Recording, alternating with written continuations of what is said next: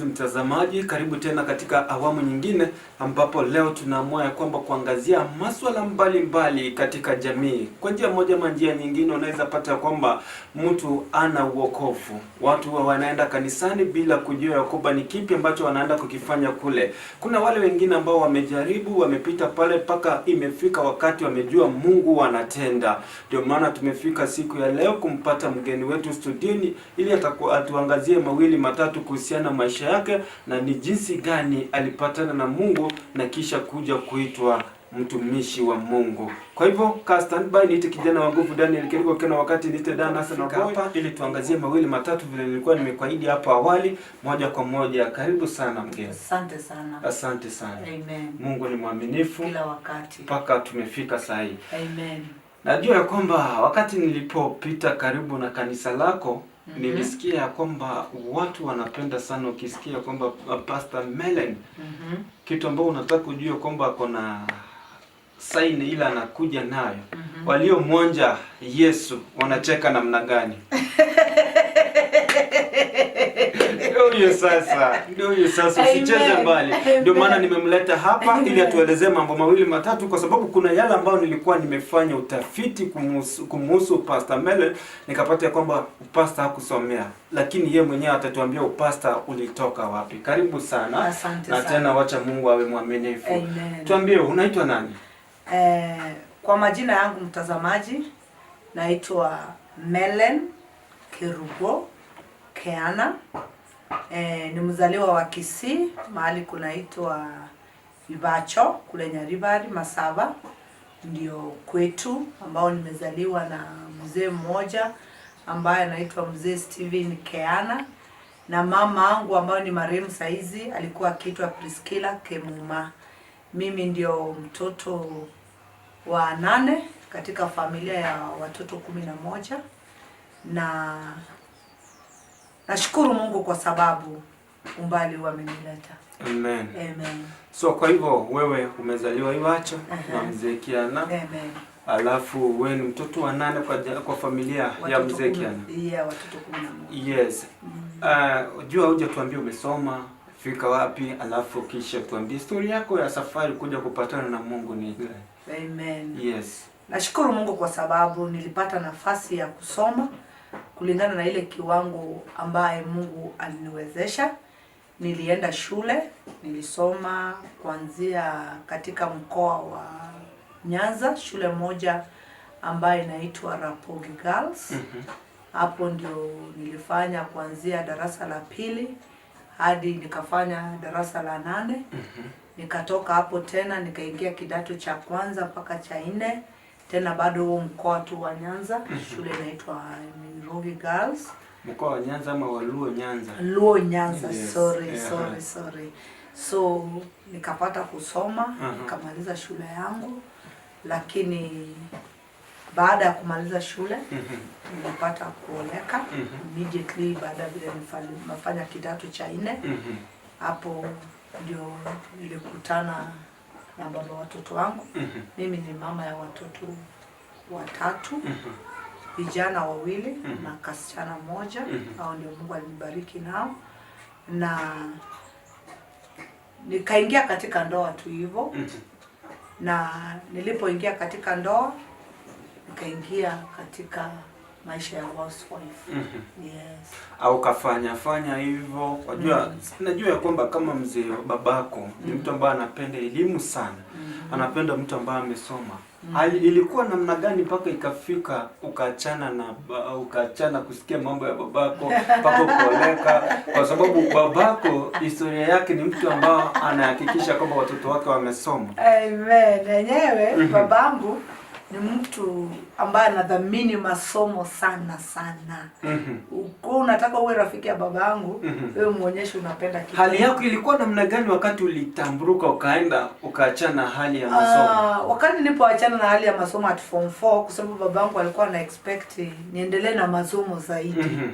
Nilipomaliza masomo ya form 4 na nikaoleka tu nikiwa msichana wa 19 years. Baba hakukubaliana.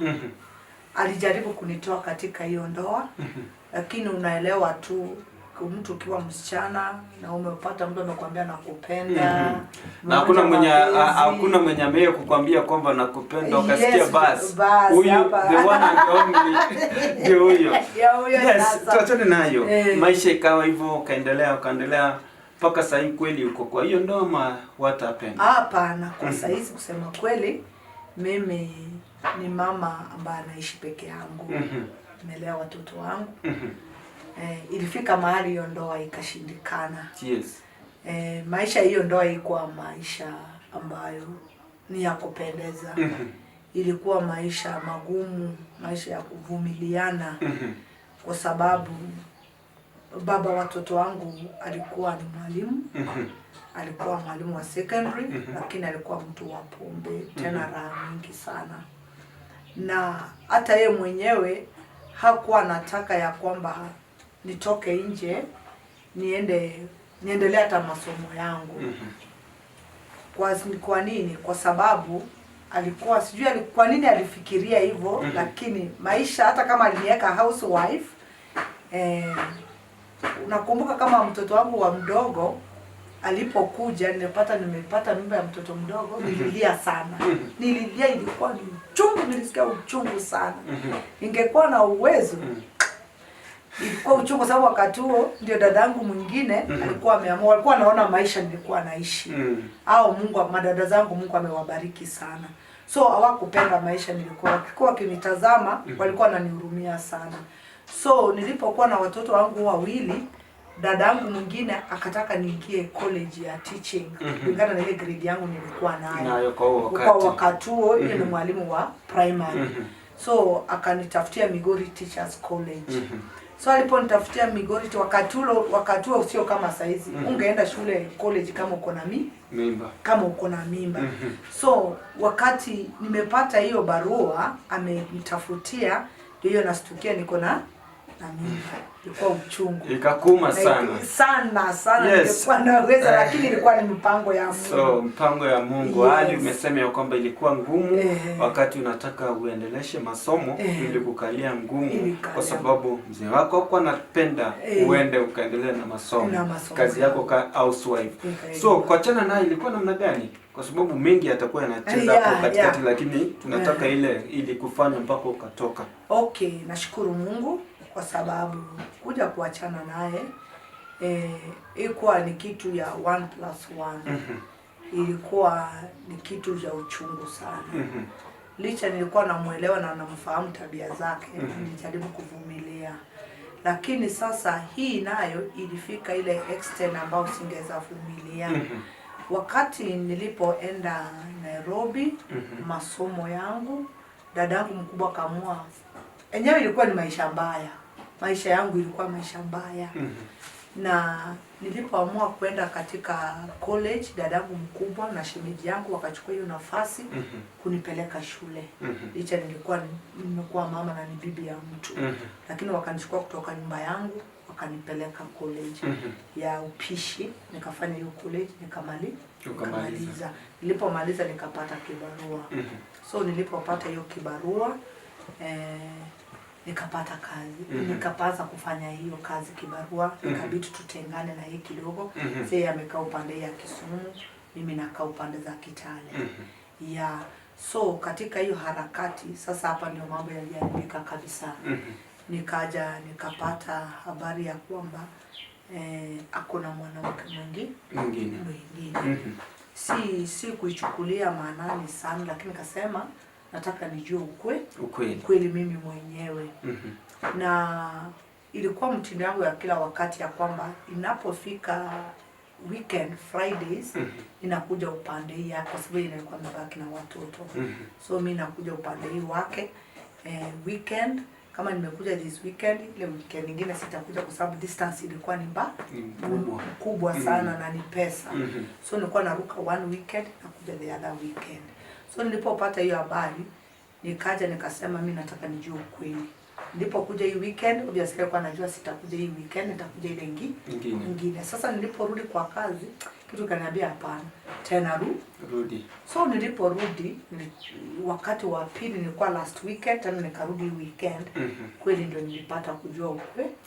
Nilipata ukweli, nikafika nyumbani, nikapata mzee hayuko. Na nilipo mfuatilia nikapata kweli alikuwa kwa hiyo mwanamke ambaye nilikuwa ninaambiwa. Yes. Amelala mahali pale. So mahali pale unajua hiyo sio kitu ya kucheka. Mahali pale vita zilitokezea. Na vita zilipotokezea mahali pale, mwisho wake tulirudi tu kwa nyumba. Lakini kurudi kwa nyumba sasa hapa hakukuwa ipatikana amani tena.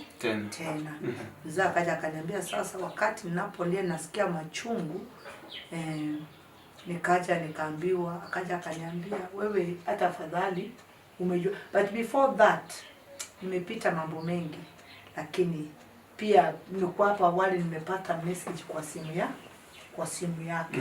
Lakini sasa nilikuwa nataka ni proof ukweli. Niachane na maneno ya nini, lakini nataka nijione na macho yangu. So ndipo hiyo wakati akaniambia unajua nini, nilikuwa nashindwanga kukuambia. Ni mzuri hata umenipata. Sasa ndio nimepata ule mwanamke nilikuwa nataka. Ule wa kiwango cha. Yeah, I wanted a woman like me. I wanted an educated woman like me. Kumbuka nilimuuliza, si wewe ulijua penye ulijitoa? Mimi sikuwa mjinga darasani. I was not stupid in class. Wewe nilijaribu masomo yangu. Niambia sasa umejua. So you can do what you want to do. So anyway, baada ya hiyo amani haikuwaifanya nini? Kupatikana. Nijaribu kutetea ndoa yangu.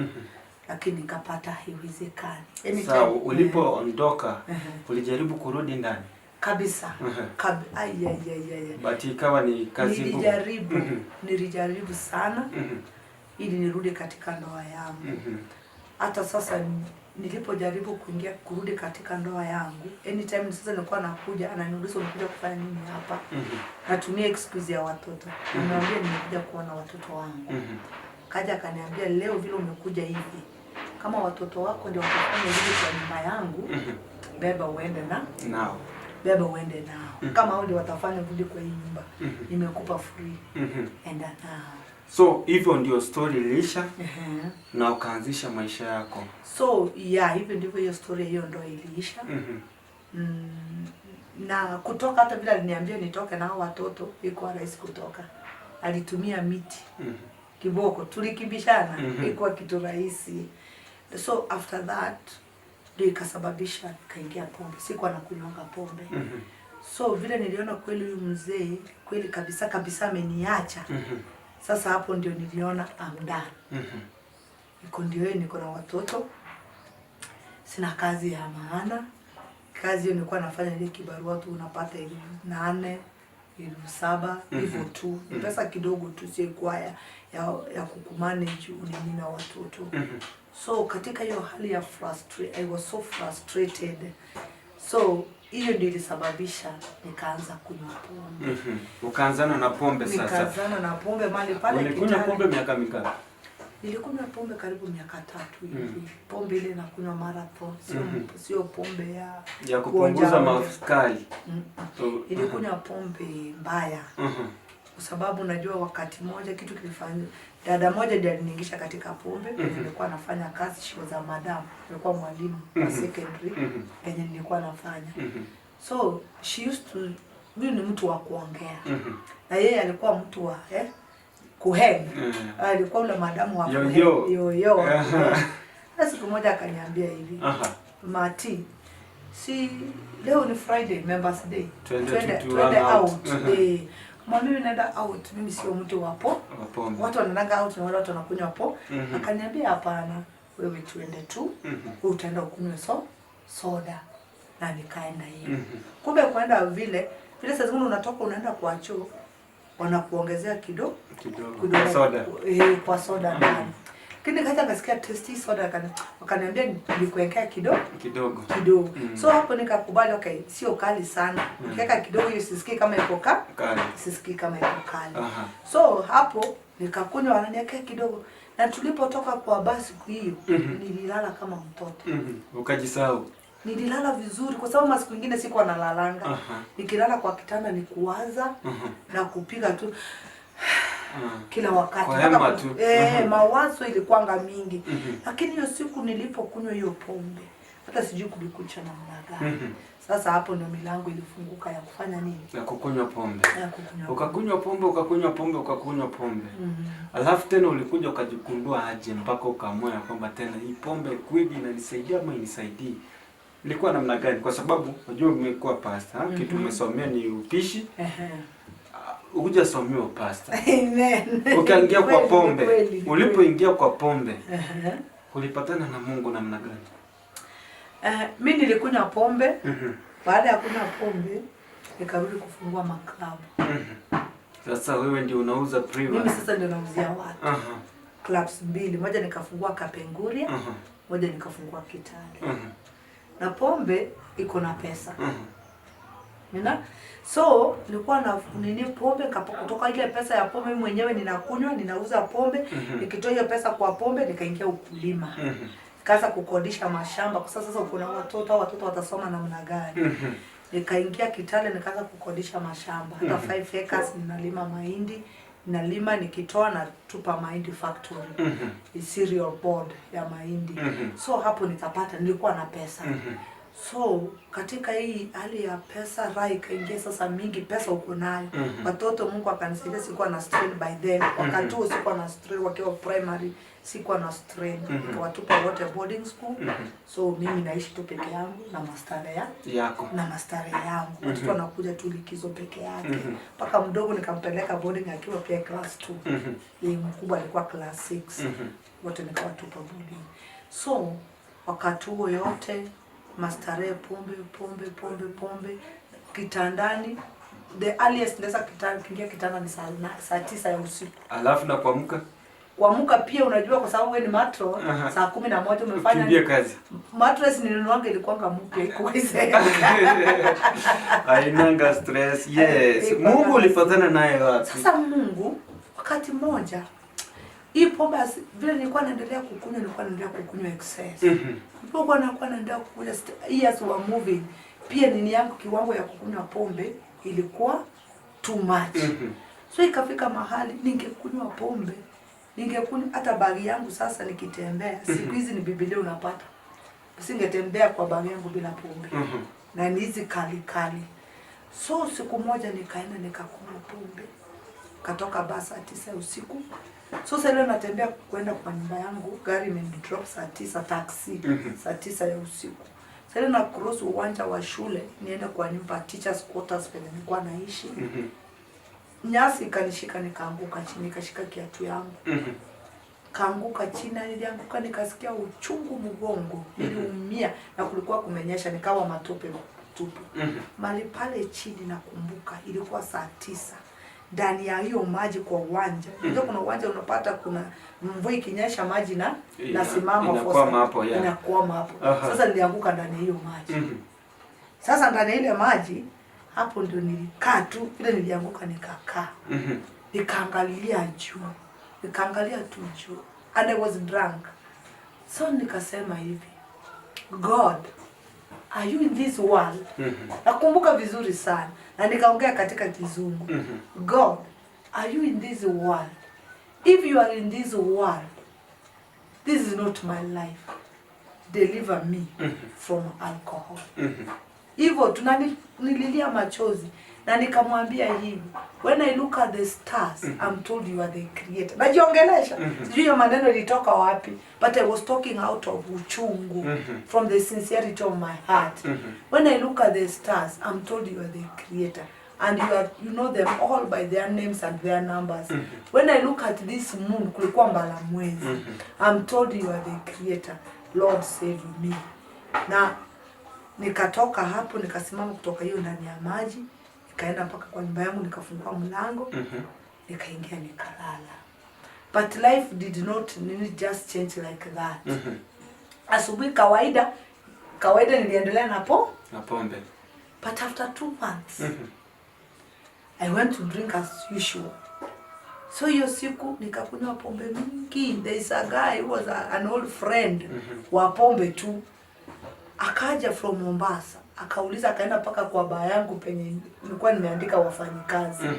Akauliza mkubwa yuko wapi? Akamwambia alikuwa hapa ametoka. Akasema nipe namba yake. Huyo kijana akampa namba yangu, akanipigia simu, akaniambia Mati, niko kwa baa yako, uko wapi? Leo nimekuja na pesa yote. Leo nimekuja na pesa yote. Leo kuja ukunywe pombe. Nilitoka penye nilikuwa mbio, pombe.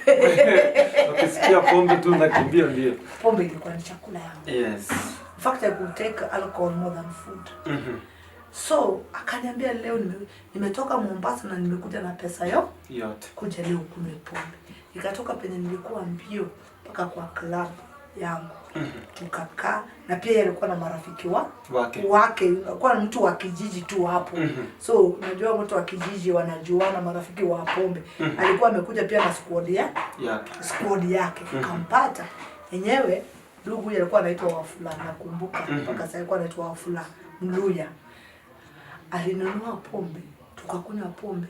Nyama inachemshwa, supu mingi, tulikunywa pombe mpaka nikaona penye nimekaa nikijaribu kusimama hivi siwezi, narudi chini.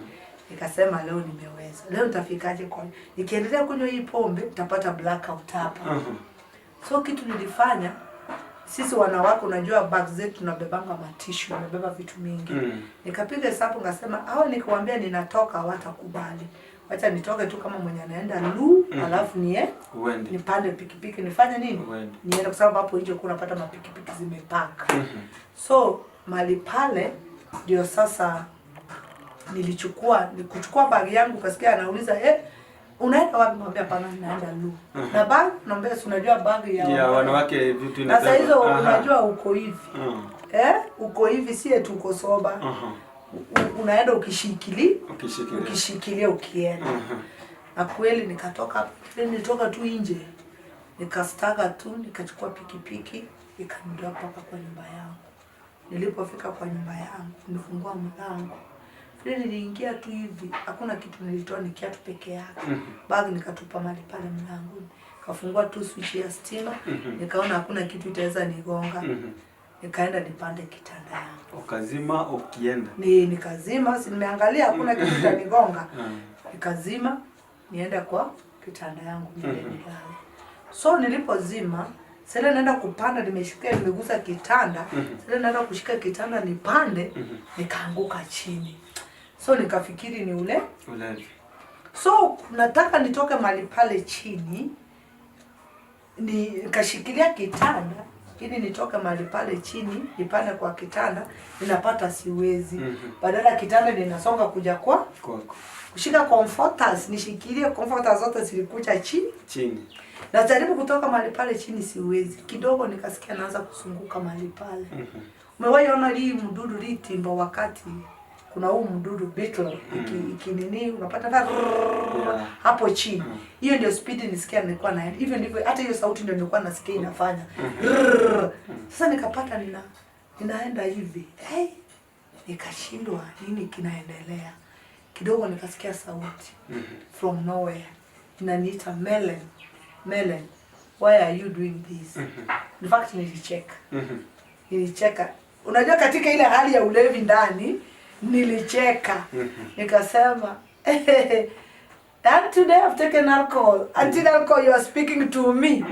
Kidogo kasikia sauti kinijibu, no, it is not alcohol speaking to you. It is I, the Lord, you are God, speaking to you. Nilijipata nimesimama kutoka huko chini. Nimeinua mikono. Umesurrender. I surrender. I surrender. I found na nikasikia ile pombe imekatika kutoka kwa kichwa. I surrendered. Then he told me, I am the God of Abraham. I am the God of Isaac. I am the God of Jacob. I'm the God of Moses, the God of all the Israelites. I am speaking to you. Da. Ingekuwa wewe ungefanya nini? Wewe ulifanya nini? Nataka kujua. Kwa sababu mimi sijawahi kunywa pombe, mtazamaji ananiuliza ningefanya nini na siko hapo. Ile kitu ingekuja ndio ningefanya. Anyway, wakati ulisarenda, Mungu akaongea na wewe. Ni nini ili happen next? Okay, after that the voice left. When the voice left, wakati hiyo sauti ilipoenda, I started shaking. I started trembling. Now I was able kutoka huko nipande kwa kitanda. Nikapanda kwa kitanda yangu. Lakini ninafanya nini? Ninatetemeka.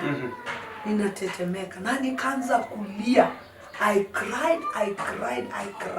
Na kwanza before hiyo sauti itoweke, he told me your father and mother cried to me day and night because of your brothers. Unaona? So mimi nilipoingia mahali pale nikalia. Sijui vile usingizi ilinishika. So kuamka asubuhi ninajiuliza ni nini kile kilinitendekea usiku. Nikasema ndani yangu nasikianga majini na watu wanasemanga ya kwamba majini huwa unasikia mtu sauti inaongea lakini huoni mtu. Kwa hivyo ile ni majini na ile ni majini ilinikujia usiku. Ni majini ilinikujia usiku. Kwa sababu I did not think it was God. Juu hali yangu na maisha nilikuwa naishi yalikuwa maisha yasiyompendeza Mungu. Yalikuwa maisha machafu. Unaona? So akili yangu ingekuja at once kwamba ni Mungu amefanya nini? Ameniongelesha. Haingekuja kwamba ni Mungu ameniongelesha. So kitu kilikuja kwangu, ile ni majini. Ile ilikuwa ni majini, sio Mungu. Mungu huwa anaongea na pastors, unaona? Ama wale watu watakatifu. So nilipokuwa na waza hivyo nikapata tena ninaanza kulia. Nikasema kuna jambo aliniambia eti baba yangu na mama yangu huwa wanafanya nini? Wanakutegemea.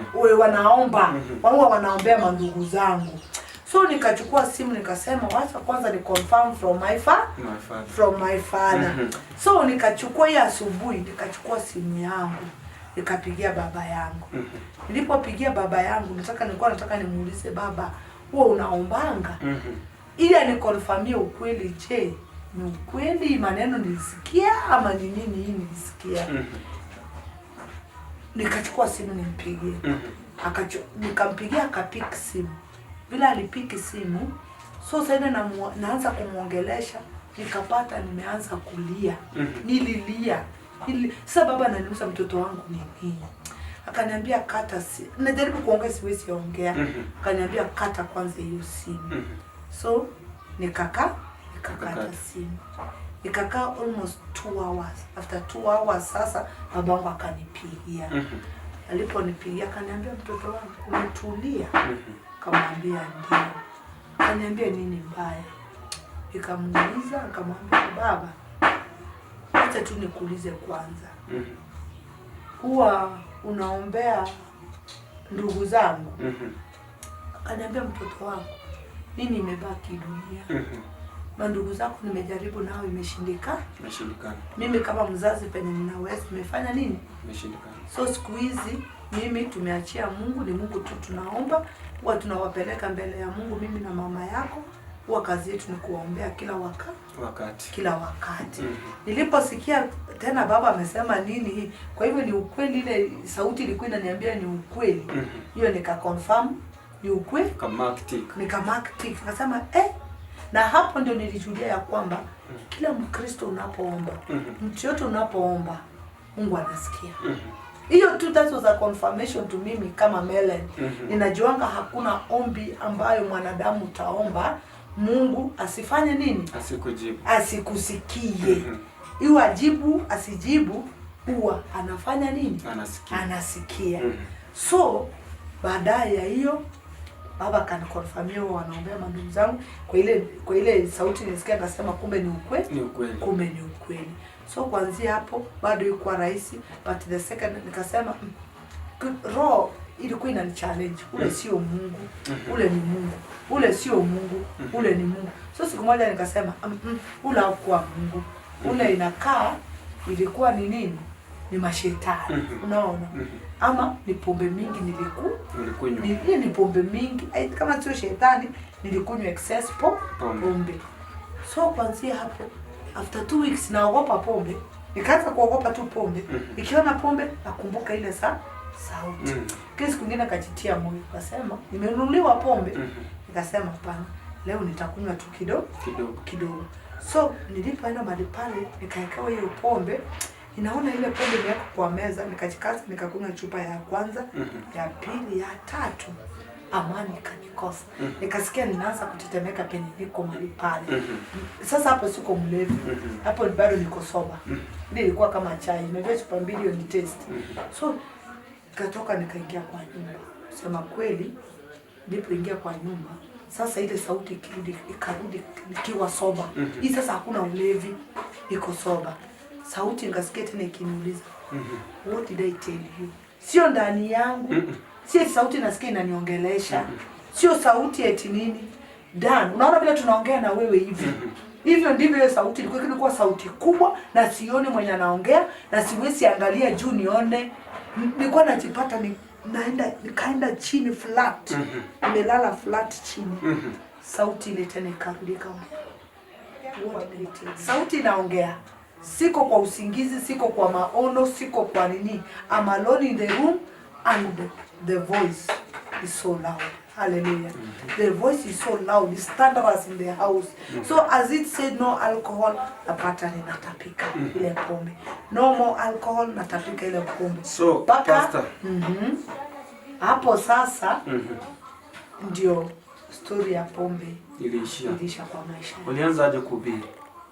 Sasa kuhubiri, wakati nilipokuwa delivered kutoka pombe, nikaanza kuwa na kiu ya kwenda kanisani. Nikaanza kutamani. Hapo karibu kulikuwa mama mmoja ambaye alikuwa mcha Mungu, alikuwa MCDA, lakini mama nilikuwa najua anampenda Mungu. Kwa kila kitu alikuwa anaongea anadifaa Mungu. Nikaanza kufuta kwenda kwa ule mama. So most of the time ninaenda kwa ule mama na ni mama mkubwa sana. Sio rika yangu. Naenda mahali pale ananielezea juu ya Mungu, ananiambia juu ya Mungu, hivyo. Lakini sikutamani kwenda kanisa lake. Unaona? So one day kijana mdogo tu nikawa ninasema, alikuwa anafanya kazi pia hapo kwa shule. Akaniambia tu eti nilikuwa nasema nasikia kwenda kanisa lakini sijui nienda kanisa gani. Akanielekeza. Akaniambia kuna pastor mmoja ninajua hapa around ambayo ni mcha Mungu lakini kanisa ya kiroho. So nikamwambia nipeleka Sunday nitaoga unisindikize mpaka hapo kanisani. Kweli hiyo kijana akanipeleka. Na vile alinipeleka mahali pale kanisani, hivyo ndio nilizama kanisa. Most of the time nilikuwa kanisani. Yaani mpaka hapo sasa nikaanza kujua kuomba. Nikaanza kujua kujitolea kwa Mungu. Most of Biblia nikaenda nikanunua Biblia, sikuwa na Biblia. Masidi zangu za nyumba za zile muziki za dunia nilikuwa nao. Zote niliokota nikatupa. Sasa nikipita town nikisikia penye wimbo CD ya wimbo inaimbwa, ninafanya nini? Unanunua. Ninanunua. Ninaenda nayo kwa nyumba. So hivyo ndivyo nilianza kufanya nini? Hivyo ndivyo nilianza kumtafuta Mungu. Nikamtafuta Mungu na roho yangu yote. Nikaacha kila kitu, hata kazi yangu yenye nilikuwa nafanya shule. Niliacha kwa sababu ya Mungu. Uliamua aje kufungua kanisa lako? So kuja kufungua kanisa, hii ni baada pia ya mapito. Unajua nilipoachana na maneno ya kazi na kila kitu, maisha kwa sababu sasa huna pesa, hauna otherwise, na hapo umebaki tu na nani? Na Mungu. Maisha ilinikalia ngumu. Hata watoto wangu shule tamu mzima wanako kwa nyumba. Hawaendi shule. Pesa hakuna. Pesa hakuna. Na huku unamuita nani? Mungu. Unamuita Mungu. So watu wakasema I'm crazy. Unaona? I'm crazy on the process of hiyo kunini Mungu iko kazi rahisi. Hata wakati moja kichwa ilienda nikawa mwendazimu. Kabisa nikaekwa madhari. So kulikuwa changamoto mingi sana.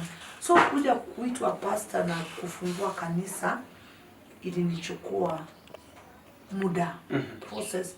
karibu 3 years I suffered serious. 3 years I was in the wilderness.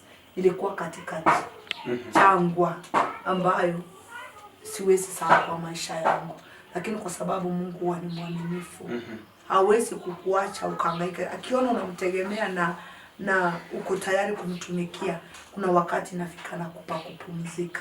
So kwanza kanisa, katika ile hali ya kupenda kuomba kwa kanisani, kwa unapata kanisa linashiriki. Sasa zingine mtu anakuja kanisani, anataka pastor, anapata pastor hayuko. Sasa mimi ndio niko kanisani. So ninaona huyu mtu badala amekuja hapa alikuwa anataka maombi. Na hajapata pastor. Si mimi nimuombe. Anakuja namwambia pastor hayuko. Sasa namwambia kuja nikuombea. Na ninapomuombea, after 2-3 days mtu anarudi anasema nimepona. Kutambua uko na kibali. Kumbe niko na mtazamo mtu akapona. Na unapata mtu amefurahi, yeye anasema hiki kitu kilikuwa kimenisumbua. So hapo ndio nikaanza kugundua kumbe Mungu amenipa kibali. Kumbe Mungu amenipa neema. Hata kuongelesha mtu, counseling, kwa naongea na mtu, naona mtu moyo wake ametulia na vile nakwambia ile neno uliniongelesha, vile uliniambia, na sisi sijakuwa mchungaji. Vile uliniongelesha yenyewe nilisikia nimekuwa hapo sasa nilikaanza kutambua ya kwamba Mungu ameweka kitu ndani mwangu. So nikakaa chini ya mchungaji huyo karibu 3 years, the 3rd year. Nikamwambia sasa, nikasikia nimefika, God is calling me. Nikatoka nje, nikaanza kuhubiri kwa streets za Kisii town, na preach na mdomo. Nikipata penye watu wamesimama, na waomba nipe dakika 5 peke yake nisungumuze na ninyi. Wananipa, wengine watakataa, wengine watakusikiza. Na waambia uzuri wa Mungu. So nika preach kwa streets za Kisii hivyo kabla sijaanza kufungua kanisa langu. Bado nilikuwa kwa hiyo kanisa. So baadaye yule mchungaji alipoona yenyewe nimekomaa, na nikaenda kumwambia nataka, nasikia Mungu ananiambia nianze huduma yangu. Hakukataa. Alinifungua, kaniombea, kaniambia mtoto wangu enda fanya kazi ya Mungu. Basi sasa hapo sasa nikawa huru. Sasa nikaanza kumtumikia Mungu. Na nilianzia chini sana. Na nashukuru Mungu kiwango chenye amenifikisha sasa hivi. Alright, asante mpenzi mtazamaji, vile umesikia kwamba hiyo ni story ya Pastor Mellen. Ametuelezea jinsi gani maisha ilikuwa paka hadi akafika mahali alipo sasa hizi vile ako pastor. Kila mtu ako na mambo yake, anaweza sema kwamba life story ilikuwa ngumu kwa njia moja ama nyingine. Wengine wanafanya maamuzi ambayo si sawa, lakini akaamua kwamba wacha nifanyie Mungu, kwa sababu yeye ndiye ameniokoa kutoka kwa yale ambao nilikuwa napitia mabaya hadi nimefika wakati huu. Yeye ameeleza story yake. Na wewe je, uko na story gani kutoka hapo? Wengine wajua kuna wale ambao wanaweza sema kwamba maisha imekaa ngumu ili wakajitoe uhai kwa sababu maisha imewakalia ngumu. Wengine wanasema kwamba wacha wafanye maamuzi ambayo yanaweza dhuru maisha yao. Kwa sababu gani? Kwa sababu hawana namna. Hawajatambua kwamba Mungu ndiye anafungua njia, Mungu ndiye anaokoa nyoyo zile ambao zinaendelea kupitia mateso. Ndio maana tumetafuta Pastor Mellen huku atuelezee story yake, na hiyo ndio story yake. Pastor Mellen, kabla hatujamaliza, nataka waambie mtazamaji, mwambie advice, upeane advice kwa wale ambao wako katika ndoa, na upeane advice kwa wale ambao hawajaokoka. Nashukuru sana ndugu Dan. Nataka tu kusema mambo mawili tu kwa wale walio katika ndoa. Uaminifu ni kitu ya maana. Katika ndoa yako jifunze kuishi katika uaminifu. Na kwa wale ambao wamepitia changamoto kama yangu, hapa ndio unapata wengine wanajiua ama wanaua wenzao. Kwa sababu hata mimi wakati ule nikiangalia, kama sio Mungu alinishika mkono, kama sio ile maombi niliomba, pengine singekuwa jinsi nilivyo. So pia ningesema yeyote ambaye unapopata kwamba uko na changamoto, dawa ni kumgeukia Mungu. Muite Mungu, mtazame Mungu, na Mungu atakutoa katika hiyo hali yako na atakuweka mahali pazuri. Kwa hivyo tukae ndani ya Mungu. Amen. Amen. Kwa wale ambao hawajapata wokovu. Kwa wale ambao hawajapata wokovu, nataka kusema hivi, shetani ni muongo. Ile wakati niliona raha yangu itatoka wapi? Itatoka kwa pombe. Si kujua kwamba hiyo nilikuwa naelekea kuzimu. Lakini wacha nikwambie wewe ambaye uko katika dhambi hapo nje. Hapo penye uko ni mauti. Toroka, toka ndani ya dhambi. Rudi kwa Yesu, rudi kwa Mungu, toka ndani ya ulevi. Wachana na usherati. Achana na mambo mengi unafanya yasiyompendeza Mungu.